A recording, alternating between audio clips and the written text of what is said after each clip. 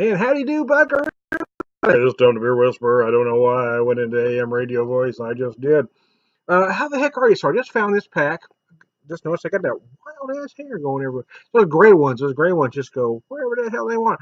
I just found this pack from Boulevard. It came with their pale ale, their 80-acre hoppy wheat, and the two extra beers were, or their two tasting room beers, was a rosemary IPA and the milk stout. What I found interesting is on both beers, the stats are completely different from the bottle to the website. For instance, the bottle here says it's 5.5%, 12 IBUs, while the website says 5.5%, which is right, but it has it listed at 40 IBUs. 40 IBUs and 12 IBUs, that's quite a bit of a difference. I mean, if it said 20 IBUs, it's okay, but I don't know how you get from 40 to 12. But anyway, the website has it listed at 5.5, 40 IBUs using pale malt, Cara 120, black pearl, very interesting, Cara 300, and flaked oats. The hops are Bravo and Cascade. It also uses lactose, milk sugar, hence why they call it a milk stout. Anyways, I digress.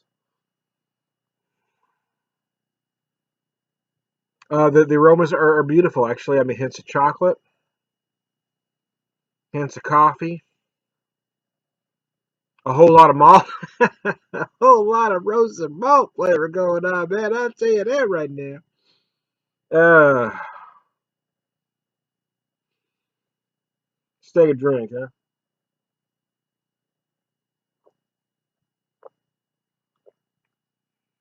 Oh wow, wow, that's nice.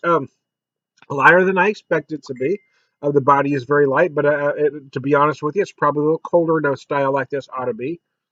I probably have it. Probably I might have about 10 degrees too warm to be honest with you. Might have to let her warm just a tad, but it is good. At this temp, it actually feels a bit refreshing. Yeah, it's not. It's hot and sticky outside right now, but I just want to try it. I had the rosemary IPA first, and I absolutely loved it. It is absolutely incredible. If you can find this pack, buy it. I paid $14.97 for it. Breaks down to $7.50 a six pack. It is a bargain, man. That rosemary IPA was just crazy good.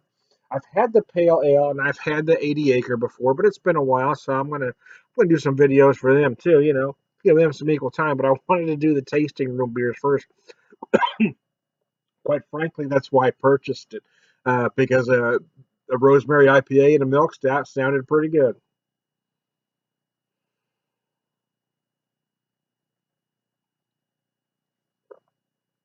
So again, the caveat being, I know I have this beer colder than it really needs to be, but again, much like the nose, I am getting bits of chocolate.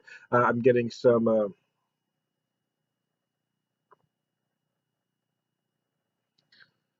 I'm not. I'm not getting a milk chocolate. I'm getting more of a dark chocolate note. I'm also getting some. Oh, I'm going to say a medium roast coffee kind of feel about it too. Dries up very nice at the end, and I suspect that it will balance out better as I let her warm up because I know again I have it much colder than it really needs to be. I tend to do that though. I do drink craft beer colder than most craft beer geeks, because I like to feel the evolution, right? I want to know what it's like colder. I don't necessarily want to start with a beer at 55. I like to start with a little bit colder just to see how it changes. And it's not necessarily better either. Sometimes it's just different. When a beer like this is colder, which it doesn't need to be this cold, but you tend to get some refreshing properties that you don't get once it warms up. The flavors tend to meld together better. Everything seems to blend together more harmoniously once it warms up. I will admit that, but sometimes I'm just curious how it evolves. And in this case, hey, it tastes pretty damn good to me. I'll drink that thing. I don't care what you say. Uh, Yeah, I can already tell as I'm letting this warm just a little bit. I was getting more of a bitter chocolate note early on, like I said, a medium roast coffee. And as this is warming in my hand as we speak, I am feeling some of that sweeter, those lactose notes that I wasn't getting with my first few drinks. But as it warms, I am feeling more of that milk sugar that I wasn't getting early on. It's a fine beer. I mean, what can you say? I don't know. Boulevard tends to get overlooked amongst the craft beer darlings. But they've been doing great craft beer for a long time. I know they were bought out a little while back by Duval, but they haven't lost a step. And in some ways, I don't know. I'm not going to say they've improved, but it seems like you know, in my opinion, when a macro buys out a craft brewery, they tend to lose that creativity. All of a sudden, you had a brewery that was doing a whole bunch of flavors. They narrow it down. It's like when big grocery chains tend sometimes they open up with a lot of SKUs and then they cut them down. It seems like the opposite is happening with Boulevard. It seems like I think the creativity's always been there, and they've always done some great stuff even before the buyout. But I almost feel like maybe now they have the resources to do more because the beer they've been popping out, these tasting room beers that are now available in bottles, I think it's awesome. I think they're great. I said the same thing about the Rosemary IPA. If it was available in 6 packs, I would buy it. I feel the same way about this milk stout. I really hope they think seriously about dropping this in some 6 packs for late fall or going into winter. It is a fantastic milk stout. It does everything right, in my opinion. It is thoroughly enjoyable. Is there anything different about it? Are they trying to reinvent the wheel? Are you going to go, holy crap, that's. No, probably not. But if you enjoy a nice, solid milk stout, this one does what it's supposed to do. It gives you the flavors that you want. It is satisfying.